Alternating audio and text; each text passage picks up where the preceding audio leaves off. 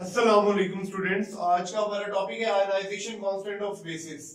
Ionization constant of bases हमें बताती हैं कि बेस जो है वो कितने स्ट्रांग है। जैसे आयनाइजेशन कांस्टेंट ऑफ एसिड हमें बताता है कि एसिड कितना स्ट्रांग है। Ionization constant of bases is the measure of strength of a base. This measure of strength of a base. It is represented by Kb. इसको जो है वो Kb सबस्क्रिप्ट b से जो है वो रिप्रेजेंट किया जाता है। ठीक है, अब ये क्यों हम बेसिकली इसको हम क्यों जो है वो लेते हैं, क्यों हम इसको जो है वो फाइंड आउट करते हैं, इसको डिटरमिन किस वजह से करते हैं, इसकी रीजन ये है कि हमारे पास जो वीक ब्रॉन्स्टेड बेसिस है लाइक कार्बोनेट, आयन और अमोनियम, ये ज्यादातर मॉलिक्यूलर फॉर्म में होती है, मॉलिक्यूल्स की फॉर्म में होती है या आयंस की फॉर्म में होती है। जैसे कार्बोनेट आयन की फॉर्म में है और अमोनिया जो है वो हमारे पास जो है वो किस फॉर्म में, मॉलिक्यूल की फॉर्म में। ये क्या करती हैं, ये वीक ब्रॉन्स्टेड बेसिस क्या करती हैं, ये वाटर में से प्रोटॉन को एक्सेप्ट कर लेती हैं और OH negative ion hydroxyl ion जो है वो डोनेट करती हैं। जैसे हमारे पास कार्बोनेट आयन है, वाटर में जब आप इसे डिसॉल्व करोगे तो ये प्रोटॉन जो है H निकाल लेगा, क्या बनाएगा, by carbonate ion HCO3 minus plus hydroxyl ions हमें देगा। इसी तरह से अमोनिया जब ये भी एक वीक बेस है, जब ये वाटर में डिसॉल्व होगी तो ये वाटर से प्रोटॉन ले लेगी, NH4 पॉजिटिव बनाएगी प्लस OH नेगेटिव। तो ये वीक बेसिस है, इनकी प्रोटॉन के लिए अट्रैक्शन जो है वो डिफरेंट है। कार्बोनेट आयन की प्रोटॉन के लिए वाटर से प्रोटॉन को एक्सेप्ट करने की एबिलिटी डिफरेंट है, जबकि अमोनिया की वाटर में से प्रोटॉन को एक्सेप्ट करने की एबिलिटी डिफरेंट है। इस वजह से हम क्या फाइंड आउट करते हैं, आयनाइजेशन कांस्टेंट्स ऑफ बेसिस, इसको जो है वो डिराइव करते हैं।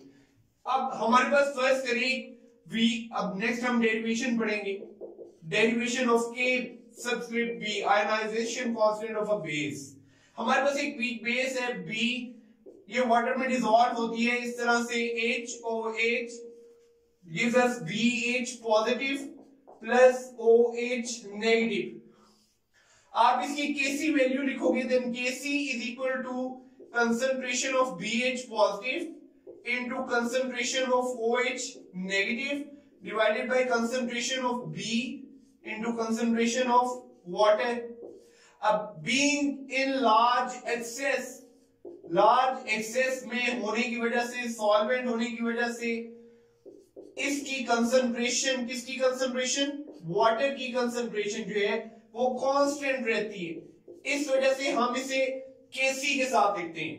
सो Kc multiply by concentration of water for a base is equal to another constant known as K subscript B or ionization constant of a base. So Kb, अब हमारे पास final equation क्या आ जाएगी, Kb is equal to concentration of BH positive into concentration of OH negative divided by concentration of B। अब Kb value जो है वो बहुत ज्यादा होगी तो एसिड जो है वो स्ट्रॉन्ग होगा, जितनी स्मॉल Kb वैल्यू होगी उतना एसिड जो है वो वीक, उतनी बेस जो है वो वीक होगी।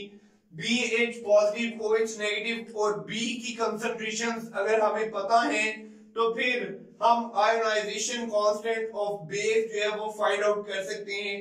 अगर Kb वैल्यूज जो है वो कम हो, they are less than 10 raised to power -3 तो वीक बेस है, और अगर वैल्यू ये वाली Kb वैल्यू जो है वो 10 raised to power -3 से 1 के दरमियान हो तो ये कौन सी base, it is moderately strong base.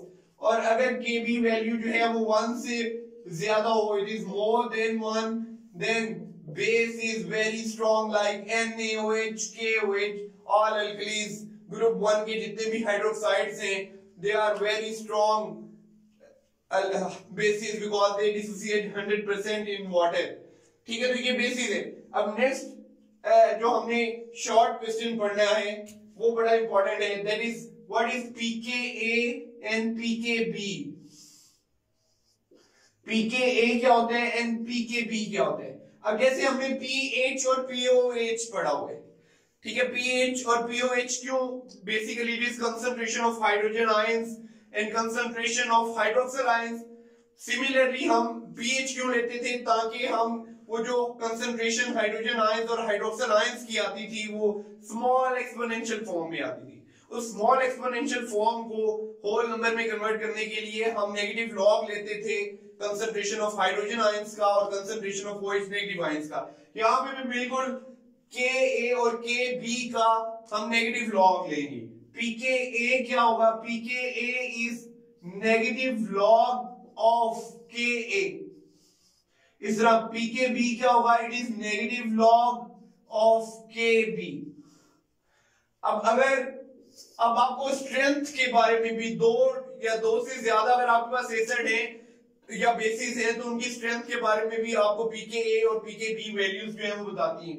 अगर एक एसिड, फर्ज करें आपके पास 4 एसिड है, एक एसिड A है, दूसरा B है, तीसरा C है और चौथा D है, इनकी pKa वैल्यूज जो है वो डिफरेंट है।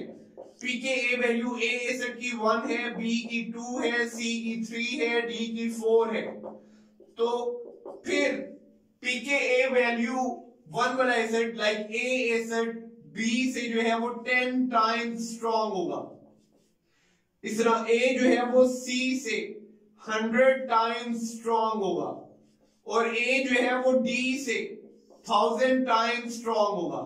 इसी तरह अगर आपके पास, आप इनको बेसिस फर्ज कर लो और ये आपके पास pKb वैल्यूज हैं, तो फिर A जो बेस है वो B से 10 गुना, B जो है और A जो है वो C से 100 गुना, A जो है वो D से 1000 गुना जो है वो स्ट्रॉन्ग होगी। इसका मतलब है अगर दो जो एसिड्स हैं या दो बेसिस हैं उनकी pKa और pKb वैल्यू के दरमियान डिफरेंस 1 आता हो तो फिर ऐसा एसिड जिस या बेस जिसकी pKa या pKb वैल्यू जो है वो स्मॉल है वो 10 टाइम्स स्ट्रॉन्ग होगा लार्जर pKa और pKb वैल्यू वाले एसिड या बेस से। और अगर दो एसिड्स के दरमियान जो डिफरेंस है pKa या pKb वैल्यूज बेस के केस में 2 है तो फिर जो पहले वाला एसिड या बेस होगी वो दूसरे वाले एसिड या बेस से जिसकी pKa या pKb वैल्यू जो है वो लार्ज है उससे 100 गुना जो है स्ट्रॉन्ग होगी। अब नेक्स्ट हम एक रिलेशनशिप पढ़ते हैं जिसमें हम देखेंगे कि pKb वैल्यू अगर जो है वो ज्यादा होगी तो फिर बेस जो है वो वीक होगी। So pKb value is inversely proportional to Kb।